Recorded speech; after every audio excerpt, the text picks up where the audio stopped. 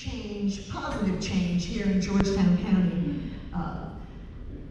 He's really a terrific person, and I can't wait for you to hear his story, especially on the heels of Memorial Day. Junie.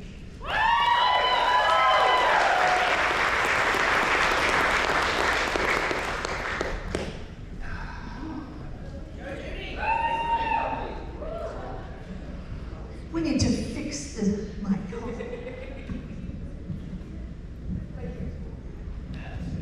Look at that. Test.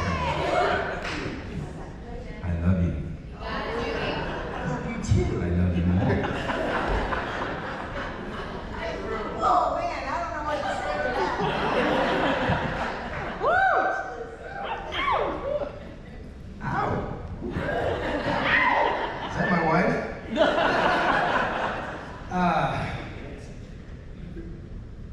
It was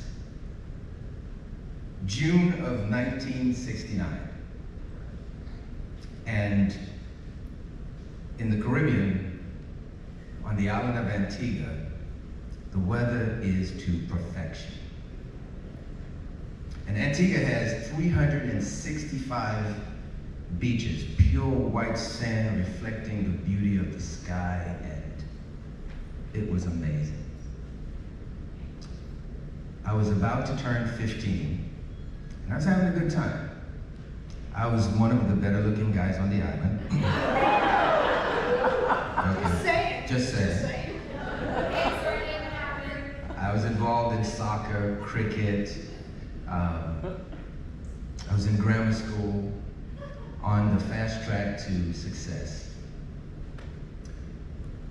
And then one day, just as I turned 15, in another 2 or 3 months, it would be Antigua's Carnival. Carnival is the mayhem of fun and frolic, where all of the Americans and folks from the rest of the world come and visit Antigua. And we were anticipating that. I was anticipating that moment. I'll never know what happened. But on the 22nd of June, the day after I turned 15, I was kicked off of the island, placed on a Pan American jet, how many of you remember Pan Am, and flown into Kennedy Airport. It was June the 22nd, 1969. It was an overcast day, I believe it was a Saturday. But my whole world, everything that was familiar to me, absolutely changed.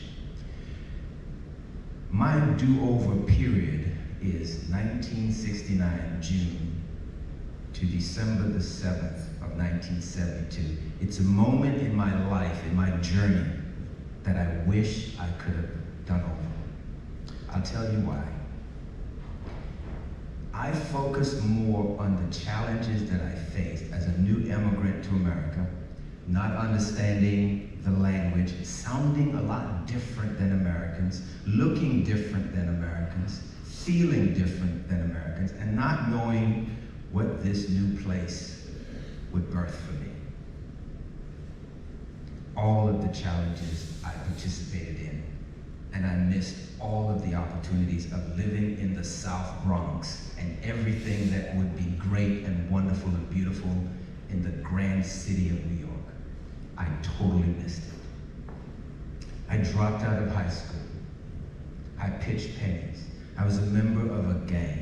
It's by the grace of God, probably, that I'm not dead or perhaps in Rikers Island. I used to get up in the morning and just go downstairs, and instead of going to school, I'd be on the corner. It's a lucky thing that I was halfway in, but not totally in. I think those moments where you say you train up a child the way he should go, and when he becomes a man, he'll figure it out. I believe that all those prayers were there for me. But on December the 7th of 1972, well, let's back up a little bit. Maybe a month or so before December the 7th, I was on 42nd Street, right where the ball drops every year.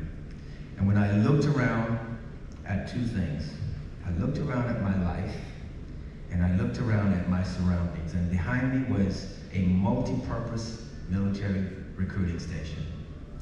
And God knows, I went in and I went straight to the Marines. Any Marines in here? Semper Fidelis to you. I walked in and I went to the Marines, and the guy looked at me and he said, "You are not one of the few good men we're looking for." You talk about being dejected. So I walked back outside and the light stopped me. You talk about serendipity. You talk about God's hand, the universe working to kind of get you out of the funk of 69 to 72. A fat army sergeant smoking a cigarette, Godfrey, standing outside, said to me, "What can I do for you?" And I said, "I just need to get out of here. I don't know why, but I need to get out of here." Sergeant Godfrey gave me a $1,500 bonus, put me in the 82nd Airborne Division, told me I was going to be an infantryman, and oh, he did something that I can't tell you right now about because Doge is still open and running.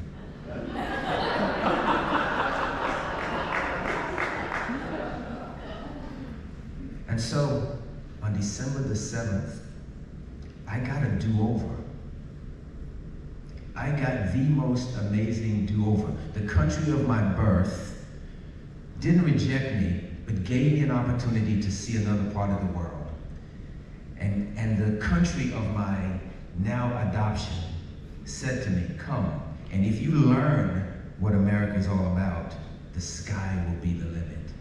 I started my education. I started a military career. I had one war. I retired after 24 years. I married the most fantastic woman from a little town in Georgia that I could ever find. I started a business, and now I live in Shangri-La, Pawleys Island. You talk about a do-over. You talk about a place that you can come from where you know nothing, and then the universe just cooperates with you and brings you just about everything that you need. Maybe not all you want, but everything you need. So tonight, I stand before you and I say, God bless you, Antigua. God bless you, America. And thanks a million to you, my fellow Americans, for giving me another opportunity for a do-over.